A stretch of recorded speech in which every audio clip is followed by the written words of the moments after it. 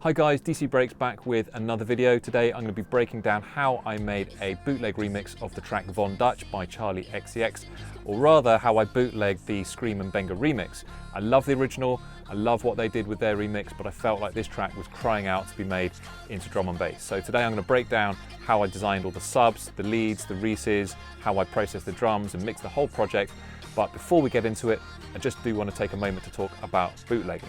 So sometimes bootlegging can be a bit controversial, but I've been making music for over 20 years, and when I first started out, I really found making bootlegs was a really useful way to learn how to make music, how to do remixing, and of course, it's a lot of fun. Now, if you make a really good bootleg, that can be a really powerful thing, and there's no shortage of drum and bass DJs around today who actually owe their careers and pretty much got their breakthroughs from nailing really, really good bootlegs. You can grab the track for free now through the link in the description below, but with all of that said, let's get into it. So the great thing about doing bootlegs today is that there's all these amazing tools that you can use for extracting stems, and that opens up all sorts of kind of creative possibilities that basically didn't exist before, when you'd have to sample the whole track or do some kind of fancy other processing to try and separate parts out. Today, all you need to do is take a track, chuck it into something like RipX, tell it what stems you want and hit rip, and it's going to take 6 minutes, and then it's going to give you all those individual stems separated out, unmixed if you like, for you to work with. So I'm not going to go ahead and do that because it's going to be a bit time consuming, but what you basically end up getting is something like this. If I just drag these in to live, I've already done this before, so it's super quick because we've got the WAV files already created. And if we just take a listen to this, is the original 140 track.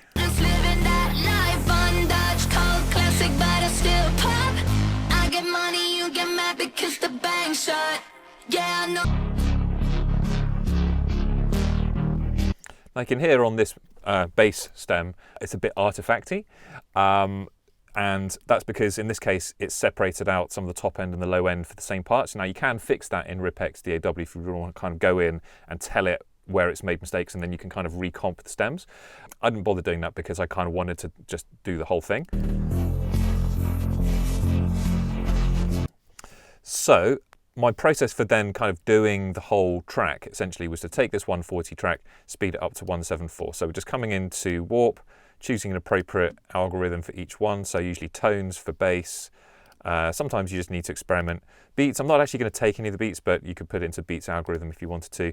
Other is going to be something like Complex Pro probably, and similarly with vocals. Again, sometimes depending on what you're working with, you might need to experiment around that a little bit. And then once we've done that, we can just whack this up to 174. Now, incidentally, if you don't know the BPM of the material that you're hoping to bootleg, a nice little trick that I use is just to whack it straight into something like Virtual DJ. It'll just read what the BPM is instantaneously and just tell you, and then you can save yourself a lot of time trying to figure it out manually. So at 174, we've then got something like this.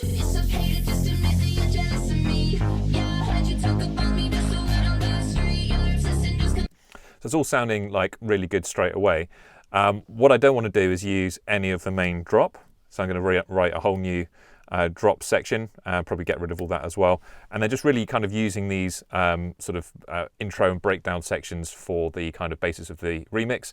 And the idea that I had for this bootleg was to try to kind of recreate some of the music from the original track, the kind of synth and lead lines, and turn that into a D&B track.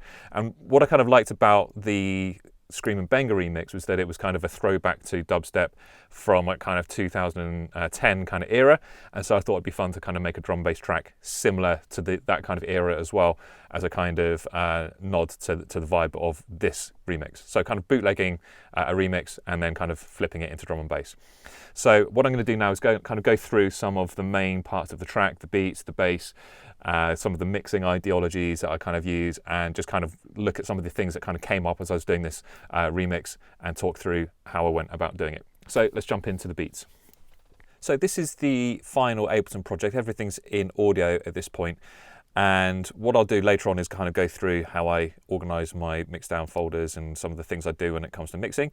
But I'm going to start by just taking a look at the drums. So generally speaking, my process for making drum bass drums is to take a break, to process it, and then add in some different layers to kind of fill out the gaps.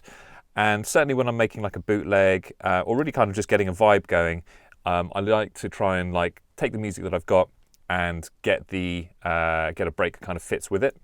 So I have plenty of breaks that I've designed. For example, I've gone into, for this track I went into my Breaks Volume 2 folder. You can actually get these from the DC Breaks website, and just grabbed one that I thought would work well, this one, Temper. So that was the one I went for. If we just take a look at this, now, when you're making breaks, just kind of designing them in isolation, you don't necessarily know how you're going to end up using them in a track. So I take the same kind of philosophy with my own breaks that I would if it was like an Amen or like some other kind of sample break, which is that I'm going to want to chop this up and process it further, even though it's already kind of been designed and made in a particular way. So taking a look at this then, and in fact maybe we should just like listen to the breaks in this track, or all the drums together without this, and then just kind of see how I went from this break to the drums that you hear in the track. So that's just the main break. Let's put all the drums on.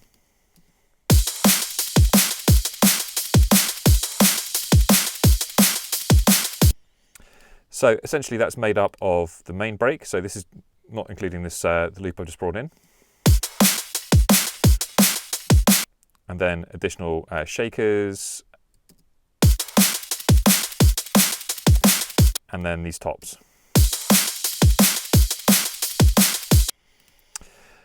So one of the problems that you sometimes have with sort of sampled breaks, even if it's one that you've made yourself, is around sort of the clarity that you have from the break and inconsistency between the different hits. So it might be that like this kick's really good, but maybe this one isn't, or this snare's really good, but this one isn't. And also, as you can see, because this has been like kind of produced to be quite loud and quite splashy, there isn't much differentiation between the different hits. Like nothing goes to zero, if you see what I mean. So there's always this kind of background noise, and that can be fine. But if later on, when you're kind of trying to get your track really loud, the more you kind of clip and limit and kind of push your track, the kind of mushier the drums are going to start to sound, as all of these kind of levels end up kind of coming up compared to the peaks.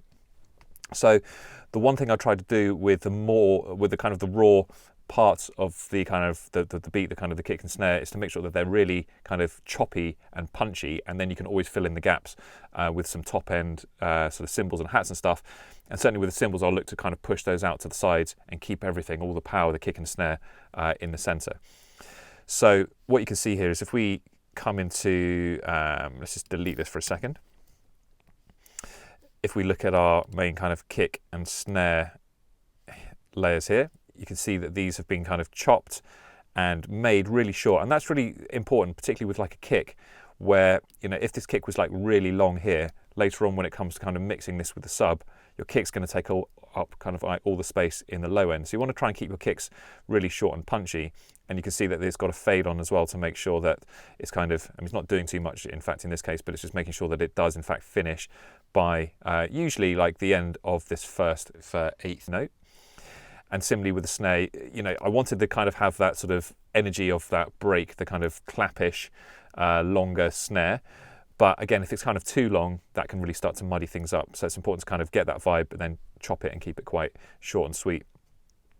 Now, one thing that happened with this project, actually, if I just go back and get that break back up, is that what I was looking at when I was looking at the snare on that break, it had kind of a bit of low end on it. So let's just take a look in Vision, which is Noises Analyzer.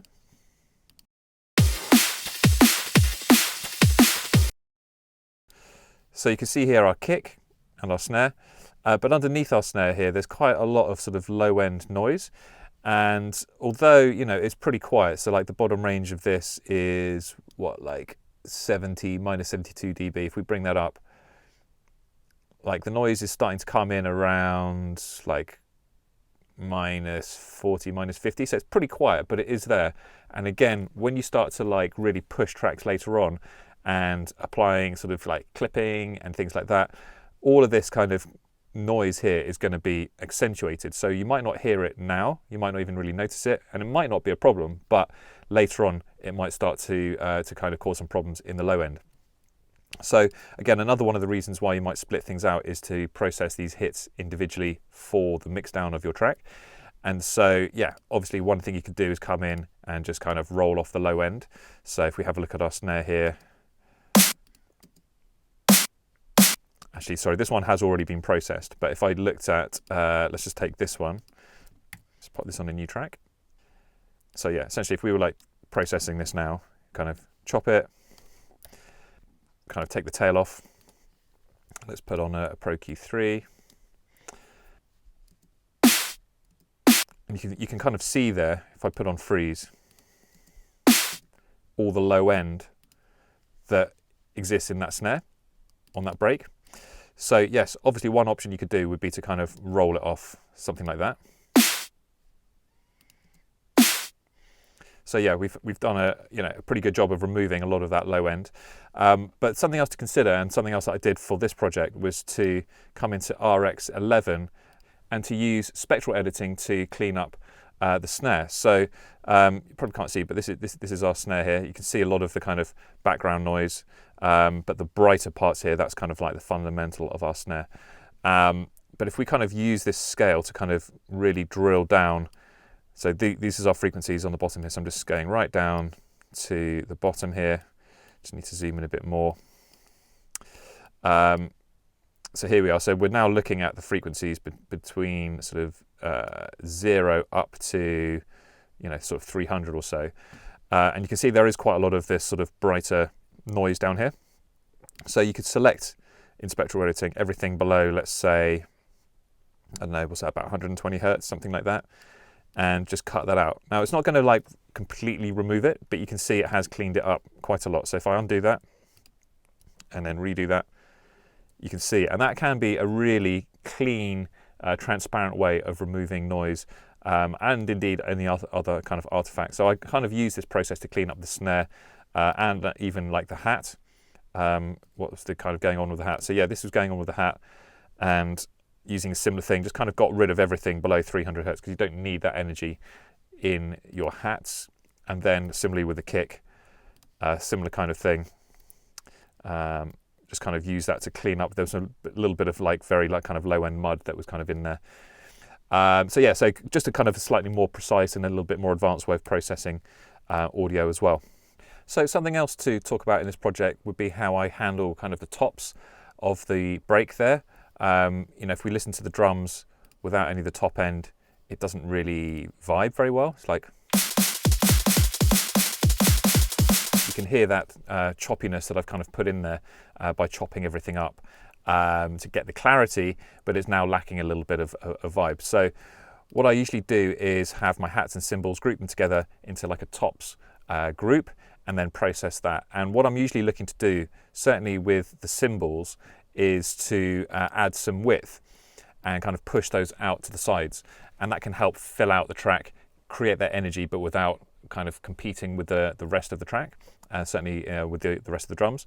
So I use this really cool free plugin from Polyverse called Wider.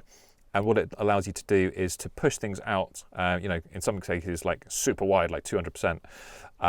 But then it also has this mono compatibility switch, and it claims, and I think it does a pretty good job of this, that you will retain phase between the two different states. So let's just listen to the tops soloed with and without the plugin on.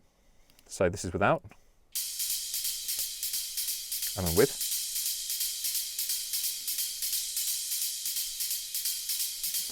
So hopefully, perhaps if you're listening with headphones, you'll really hear how that is kind of pushing those out to the sides.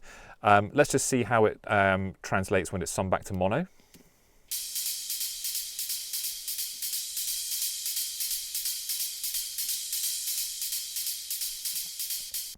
And again, we can have a look and actually see how this is working if we come back into Vision. So that's with it in mono, completely like no width at all. And just bring this back. So kind of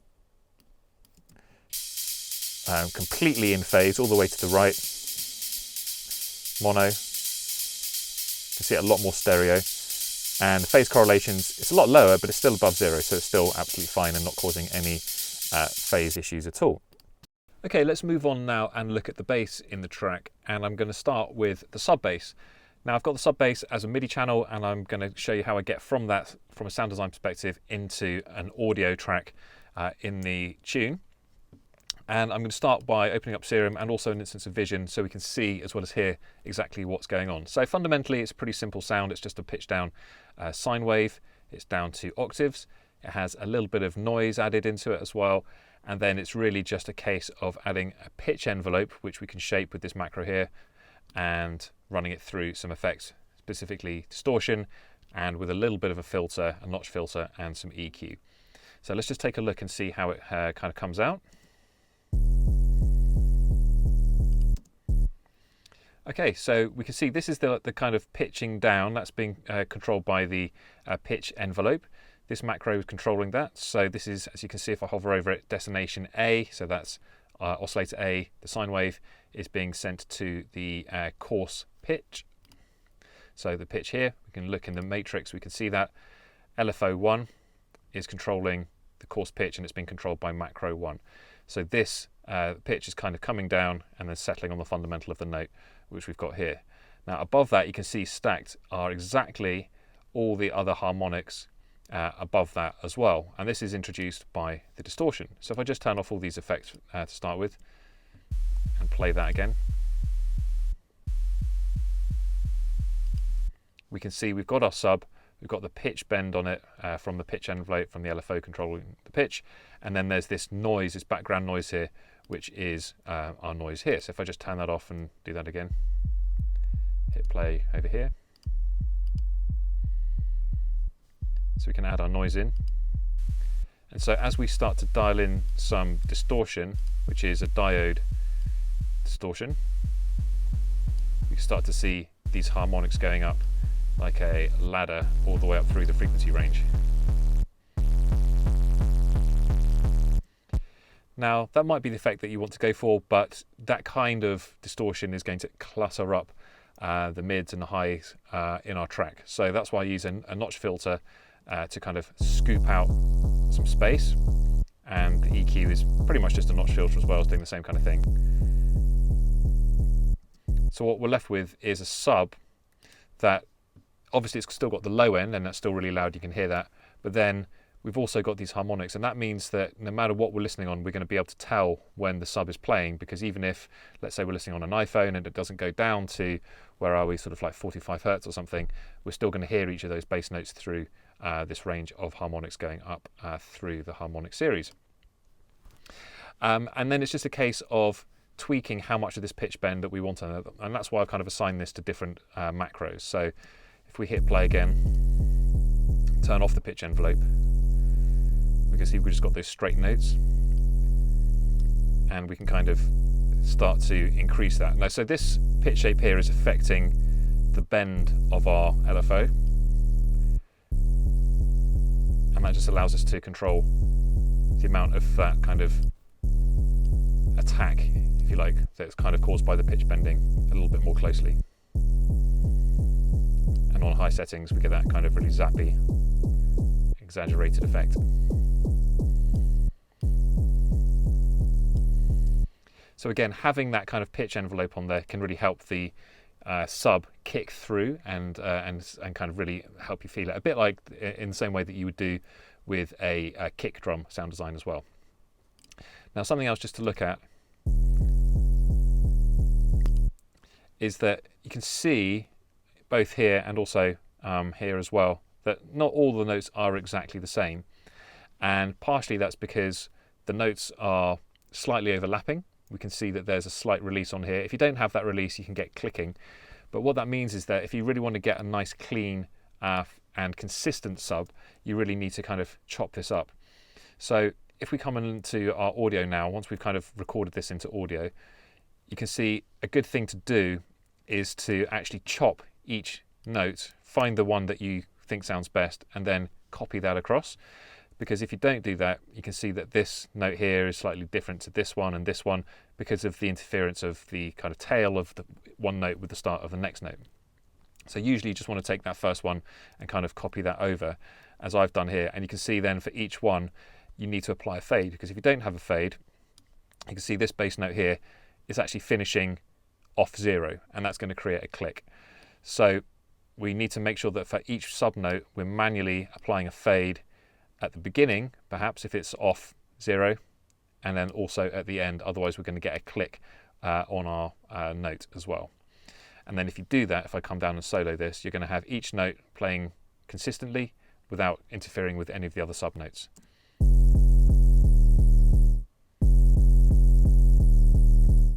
And here I've just put an extra long fade on there because I wanted that kind of note to finish quicker than the previous ones.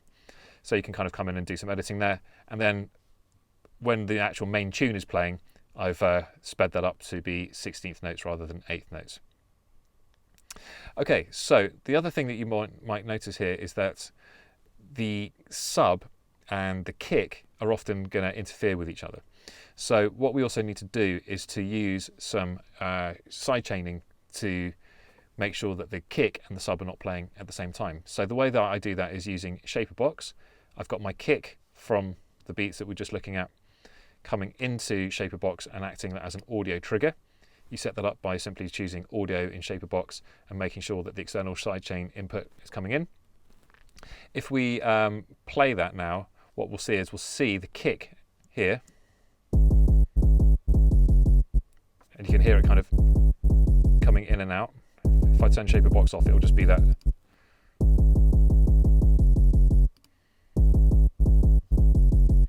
So this brighter yellow is our kick, and then our sub is this kind of faded yellow.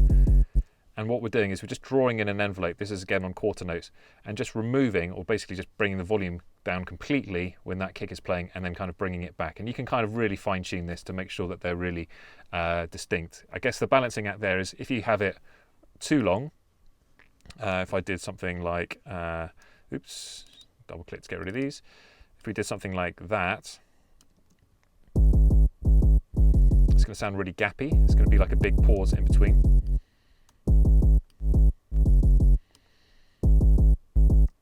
So it's about finding a balance between the two. And again, if you have them kind of too short,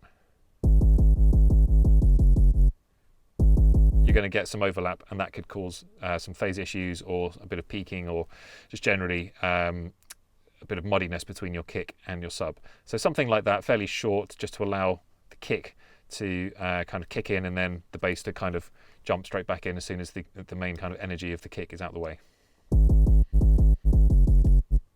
And you can kind of fine tune that to make sure that you get that exactly how you want it. So if we wanted to check out exactly how we've, or how successfully we've managed to do that, what we can do is we can solo our sub, come into our drums, find our kick and solo that as well. Okay, so we've got both of those soloed. Let's just create a new audio track.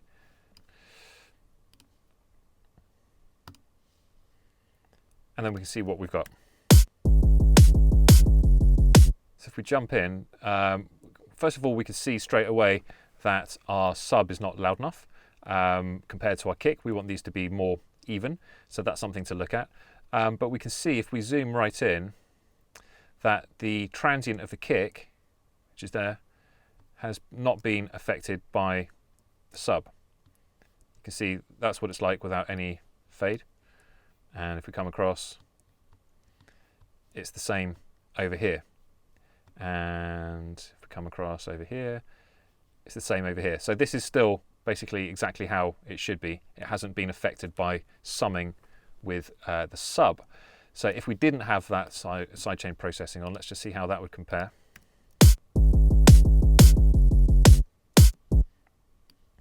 So there's our first kick. If we look at our second kick now, it's completely changed because the sub and the kick have been summed together, and in some places, like here where this big sort of loud peak is, it's kind of added together in a way that's made everything really loud, and in this area here you can see they've added together in a way that's kind of made it quieter. So we've got this kind of wonky kick with kind of holes in it and kind of jumping out and all over the place, rather than that kind of even kick that we would expect. So that's kind of the reason why you need to do it, is kind of to get that predictability into your low end so that it's not kind of flying around, jumping up or down in level unpredictably.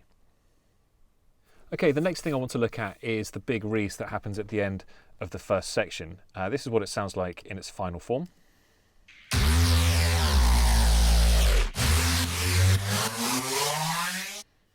So this is a phase plant sound, and I've covered phase plant quite a lot on this channel, so if you're interested in phase plant sound design, go and check out some of those other videos.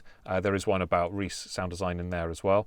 I'm going to turn off kind of all the kind of processing outside of phase plant and jump in and show you kind of how the sound works, but I could probably spend a whole hour talking about how I designed this particular sound, so I'm going to keep it kind of to the headlines essentially. If I just also turn off the lanes here, essentially the sound is made up of a sample primarily, and that's basically being kind of sort of, I'm going to call it I'll call it frequency modulating, but it's not really that. It's a little bit more nuanced than that, if you like. But essentially, if I turn this off and give this sample some harmonic layer, we can hear how this sounds. Now, each of those blue lines is a voice, and that's being caused by the unison. So I'm just going to turn off the unison here. And you can see it's kind of looping in that end section where we've got this kind of slightly greyish section here. So by adding unison, and there's lots of different unison modes in phase plant, this is one called frequency stack. We're getting more voices, and these are detuned and spread, and that kind of gives it that flangey quality, particularly if we're adding that to global unison.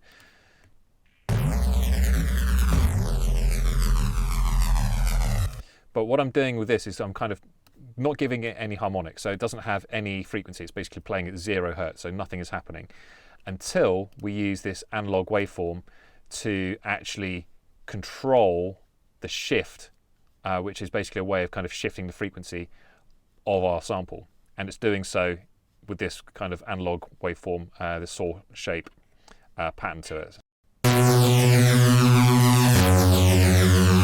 You can hear how good that sounds. Incidentally, if you want to grab this preset, you can grab it from the DC Breaks store, dcbreaks.com. But there's so many cool textures you can explore through this. So, for example, I've set up a macro here called harmonic, but what this is actually doing is just controlling the level of this waveform, and thereby kind of controlling how much level is being used to shift the frequency of our sample. So you can see as I turn it up and down, it kind of changes the level of it.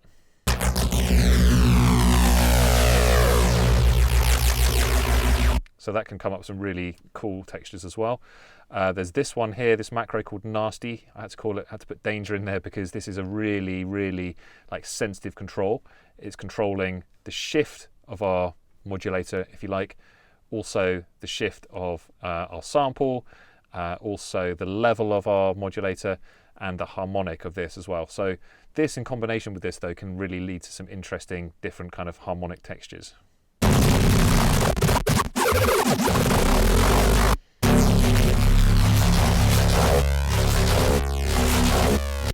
So yeah, tons of fun that you could have with this.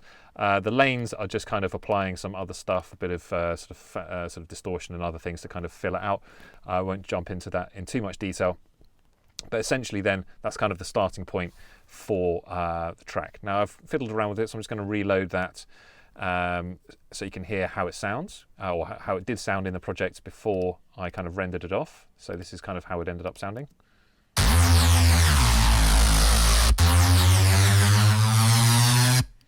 So all the pitch bending there is just being done with the pitch bend wheel. I like to kind of draw in random amounts. I don't tend to kind of stick to going up an octave or down an octave. I find like kind of subtly bending in and out of these kind of things. So adding a little pitch bend at the start of notes is a great way of kind of adding in some extra movement. It can just make things sound a bit more organic. It can make things sound a bit off key or kind of atonal sometimes. You've got to be a little bit careful, but that for me gets the most kind of natural results. And so bouncing that off, then you end up with something that sounds like this. Here we are, this one.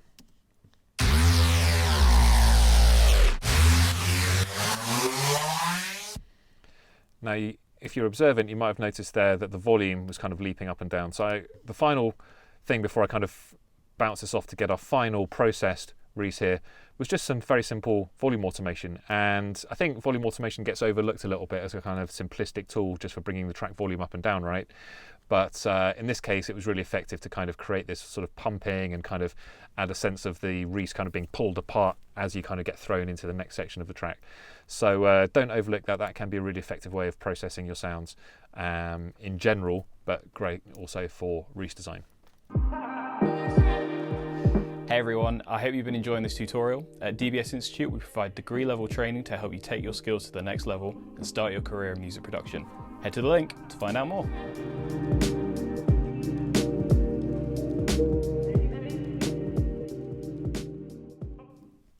So let's take a look next at the leads. Now there's a few different leads in this track, but I'm going to start with the first one and then kind of work through each of them in turn.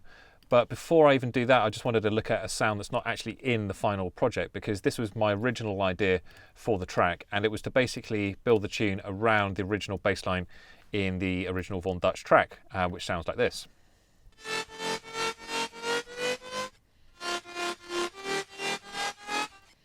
So essentially this sound, it's a Serum preset that I made that basically is like stacked saw waves, one down 2 octaves, one up an octave, and 4 semitones. They're kind of detuned, and that pumping is caused by this kind of volume shaping, which is kind of looped round. So rather than kind of being like a static held note, it's kind of doing that offbeat pumping thing. But it ended up sounding really like a different drum and bass tune, and I kind of wanted to move away from that. So I ended up kind of deciding to develop that sound in a different way. So the main lead I ended up with is this lead. So although they sound on the face of it really different, obviously it's different notes and they're really short notes rather than the kind of offbeat pumping note that we've got there, the actual sound is pretty much the same preset but just being used in a slightly different way. So what I did was I basically decided to try and make it a bit more modern and a bit more drum and bassy. So I ended up adding in some frequency modulation. So I ended up using this shape to frequency modulate this one by using FM from B, and then using the sync control, a bit like how I was kind of doing just now in Phase Plant actually, to kind of change the frequency that of the modulation that's happening. And that's given this the really kind of bright bell-like sound that we've ended up with. So if I turn these off, in fact, and play a long note, that's kind of what the original was. And then basically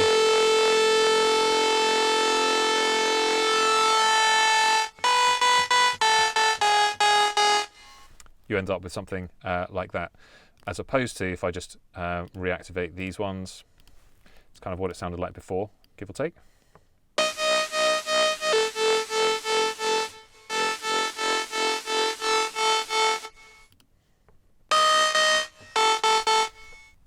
So that's kind of how I made that sound. The kind of call and answer, they are slightly different, just to kind of provide some variation through the different notes, but not too much of any interest there. The next lead, the lead in the kind of the second section, is this one. This is it in audio. This is what it sounds like.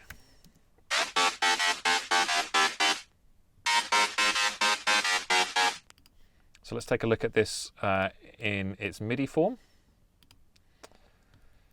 For some reason it's kind of been knocked off where it should be. Here we go. There we go. So again, pretty much the same sound, but just using slightly different variations and pitching it down an octave. So kind of changing this was up here before, like, changing the amount of frequency modulation, changing the envelope shapes a little bit. So it's kind of in the ballpark. So although it sounds quite different, it's kind of still a logical or somewhat logical development of the original lead pattern, and that kind of gives it hopefully some coherence between the different sections, rather than introducing a completely different sound that has no bearing on that one as well. In terms of the processing going on sort of after the Serum, it's really just things like some wave shaping, some saturation, things like that. Things just kind of add some texture and colour. And again, a bit like as we saw before, where I was kind of processing the sub, when I've kind of got it in the ballpark, I'm basically just rendering it off, and sometimes just kind of editing these sections to kind of get rid of any duff notes, or if there's one note that sounds better than another, just kind of reusing that one in audio. But again, a bit more straightforward in that context. Really, the only other thing to talk about then is kind of a few. Well, there's these kind of little edits here. And so they just kind of like sound like DJ kind of dive stops, like on a kind of turntable. The way I made these was just to come into the clip modulation and just use transposition just to kind of basically pitch bend down the pitch of the audio. So I did a few of those for variations just to kind of add emphasis kind of between sections.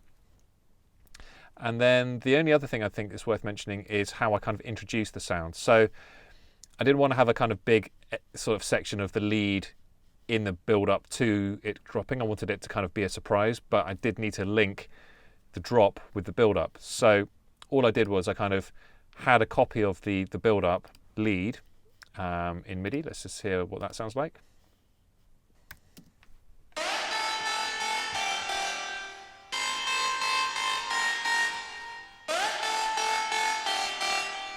And as you can hear, it's just got a massive reverb on it with FabFilter Pro R. And if you look at the mix, that's just started up kind of like 100 and it's just kind of moving its way back down to kind of introduce the sound as if it's far away and kind of coming more and more present.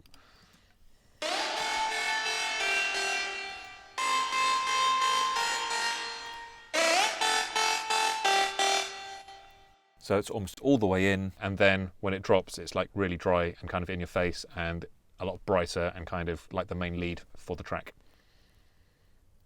Okay, so let's take a look now at the overall mix, and I just wanted to start by just talking a little bit about organisation. So this project, you know, started out honestly as a bit of a mess, as it inevitably does. You're kind of adding stuff, you're trying things out, but it's important to try and stay organised as you kind of go through.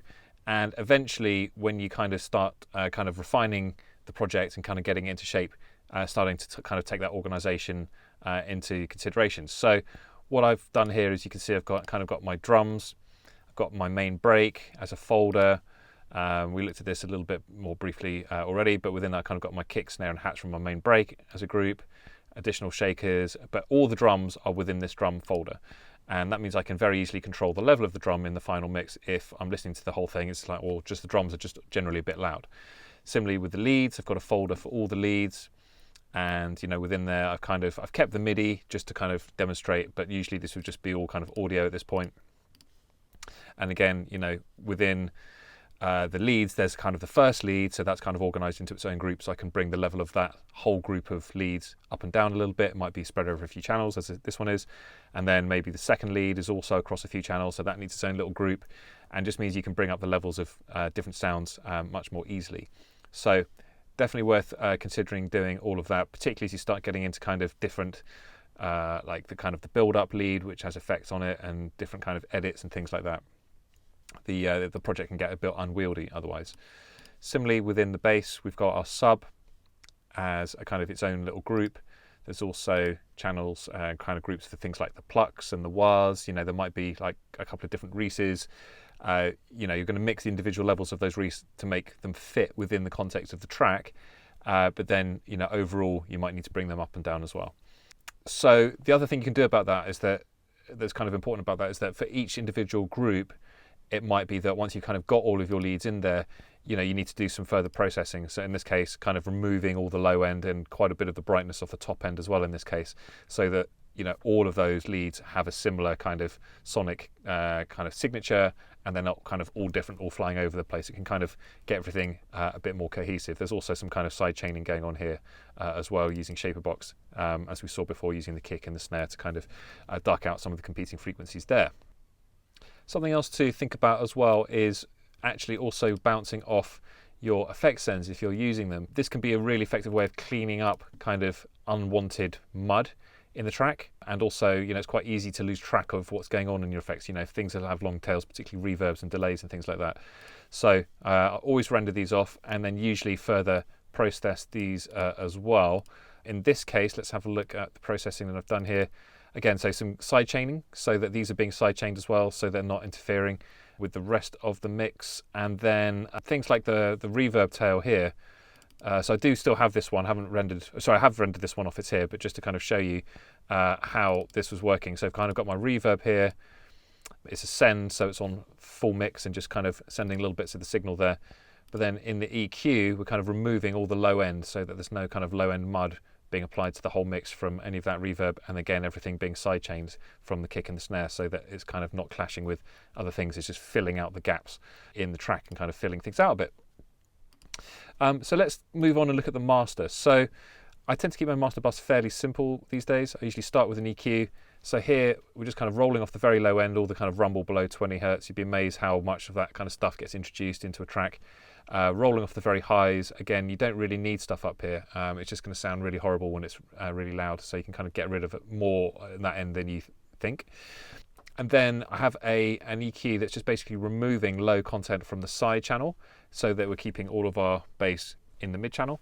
That's going to improve phase sort of correlation issues and phase compatibility on big systems, and stop basically your sub kind of low end doing weird things, coming in and out of phase if it's kind of too stereo essentially. And then I've also just raised the sides a little bit in the kind of tops, just to kind of add a little bit of width in the top end as well.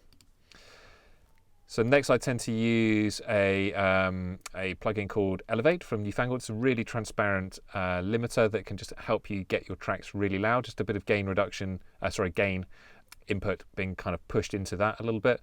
And then finally a Pro L2, depending on the track, but usually for drum bass I kind of use the aggressive style usually. And the other thing that this is great for is just kind of monitoring your overall output level in LUFS. I tend to kind of shoot for at least -4 or maybe a bit louder sometimes. I don't worry too much about that, and I'll kind of have a bit of discussion soon as well about the kind of trade-offs that you get when you have kind of very busy tracks like this in terms of loudness versus kind of layering and things like that as well. So what I want to do is move kind of up one level in the mix, and you might have noticed a few times now that everything here is running into a pre-master group. So everything is kind of going into a channel before it hits the master, so that I can control things before it even hits that first instance of Elevate on the master bus.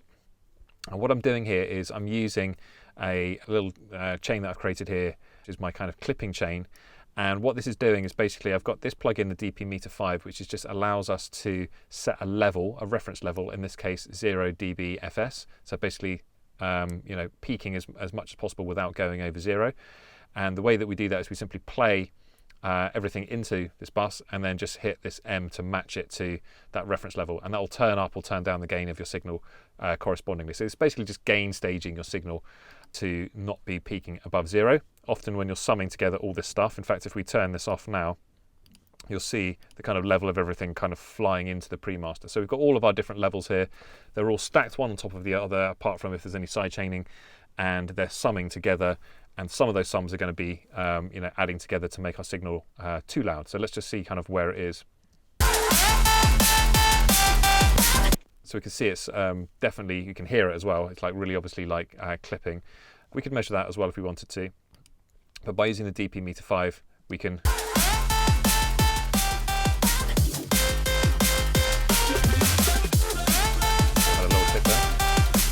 But yeah, between -7 and -8 kind of will get rid of pretty much all the peaks. So that means that the peaks before were kind of going 7 dB over. But obviously that's going to mean that some of the content that isn't close to peaking is going to be too quiet. So what we can use is a clipper to kind of restore some of that level. So essentially all we're doing here is setting our ceiling to just under 0, so -0.1. And then we're linking our input and our output. And what this will do is it means we can turn up the amount of gain from DP5 coming into the clipper, and at the same time the output's going to come down, and that allows us to transparently hear the difference that the clipping's having without our ears being kind of tricked by the loudness, the additional loudness that just turning it up is going to do. And then when we can hear the clipping, the effect that it's having in terms of it kind of smooshing our signal, we can then back it off a little bit, unlink it, and then turn the gain back up, and we'll have a much louder signal than we had before. So let's just do that now.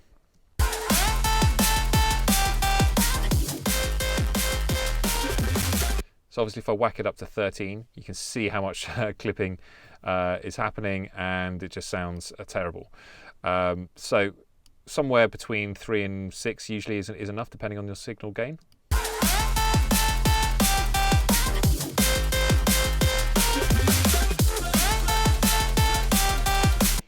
Okay, and we can unlink that. And now we've managed to get our signal much louder. Now that sounds a bit distorted because of the way I've set up the master bus.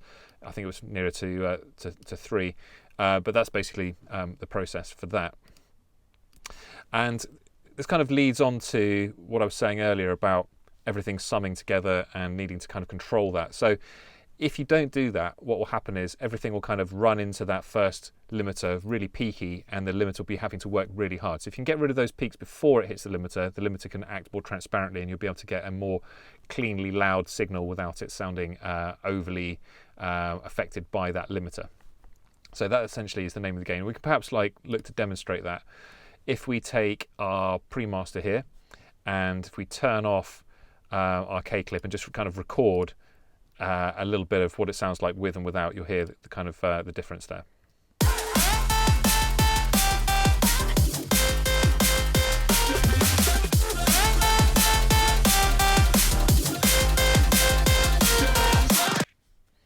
Okay, so if we come in and have a look at this, don't worry too much about the fact that, you can see kind of this one's denser, it is louder. It's not so much that's kind of interesting. What's interesting is the fact that if we've got like a level here, you can see that most of these peaks are hitting around the same kind of level. Some of them aren't, but that's okay. We don't want it necessarily always to be like slamming in there. Whereas there's a lot more variation in this section when the clipper was off. So everything is kind of has been brought up in level. Nothing here is clipping. Like if we zoom right in, it's never going to go all the way up to 0. It's only going to hit minus 0.1 because that's the level that we set it at.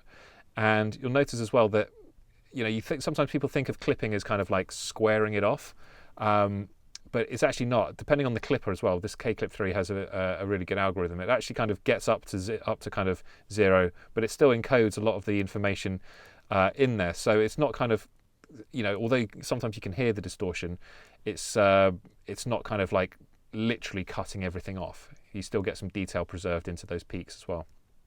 So that's one of the ways you can kind of get your tracks loud. And depending on how loud you want to go and what the aesthetic of the kind of vibe you're going for, you can do this on each of these groups as well. I find that a bit overkill. Sometimes it's necessary depending on what you're working with, but the more stuff you're layering, the kind of lower your potential for loudness is going to get, because as soon as you start summing stuff together, that's when unpredictability happens. And it's the same reason why we apply sidechaining, is to avoid that situation from happening where things are summing unpredictably and causing random peaks that then throw levels up and kind of cause weirdness in the track and trigger our limiters and all that sort of stuff. So we're just trying to control that essentially, kind of staggered through the whole track. So that's kind of the name of the game. And what I'd look to do next is to bounce everything as stems. You'd be amazed how often when you do that you find little inconsistencies, little random errors and things like that. So that's a great way of kind of cleaning up your project, getting rid of stuff. Maybe something was muted or wasn't muted that was supposed to be, and picking up all that stuff, cleaning up the whole project. It's a lot easier to work with as well when you've just got audio and no additional processing, and then do a kind of a final mix down. Now, a few other things that you can think about to do that. Sometimes that can be quite a slow process. One thing you can do, of course, is freezing tracks. One of the things I used to love about Logic, which is now in Ableton 12, which I'll be getting very soon, is the ability to bounce tracks in place. But in the absence of having that in Ableton Live 11 or lower, one thing that you can actually do, rather than kind of, coming in here, right-clicking, freezing the track, and then waiting for it to freeze, and then right-clicking and then kind of consolidating that track into an audio track as well, you can actually set up some shortcuts, but you have to use settings on macOS X. So if you come into keyboard and click on keyboard shortcuts, you can then come down to app shortcuts, and you can create shortcuts for different apps. So for Ableton Live, for example, here you can set up a key command for flatten track and freeze track, and I just use Shift Command and square bracket left and square bracket right. So if I was just to do that now, it's just a bit quicker. You just literally go, like, choose the track that you want. Still have to wait for it to actually do its freezing, of course. That doesn't get any faster.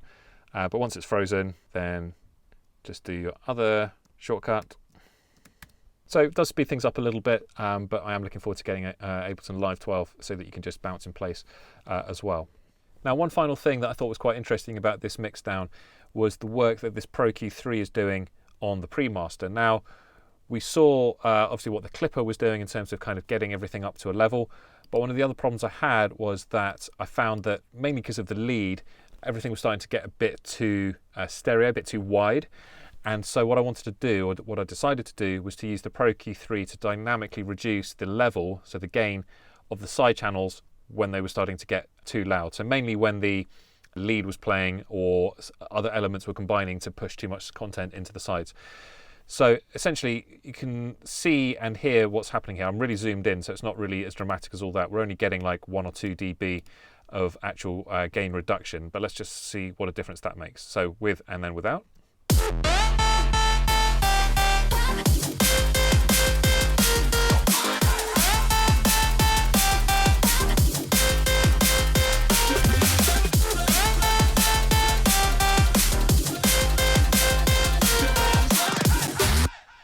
So hopefully you could hear there that when I turn it on, it kind of pulls everything more focused into the mid channel. So what's going on here essentially is that we've got this band here, and as it's kind of, or anything that hits above the level of the threshold, which is set at minus 4.7 dB, it's getting turned down up to a range of minus 17, but actually in reality it's not getting anywhere near that because it's not dramatically going over, and it's quite a wide band thing, so it's really just turning down like all the mids kind of through sort of 500 hertz up to kind of 10,000 are all kind of getting turned down. So it's a way of kind of balancing your track in the stereo image. You could think of the mid and the side channels almost kind of like equal and opposite, like yin yang type situation. If you want to kind of boost the mids, you can turn them up, or you could just simply turn down the sides relative to the mids and vice versa. So that's essentially what's happening here. I wanted it to be done dynamically because generally the mix was okay, but it was just at a few points when certain elements were coming in, it was just kind of throwing things out. So just another way of kind of solving that particular problem.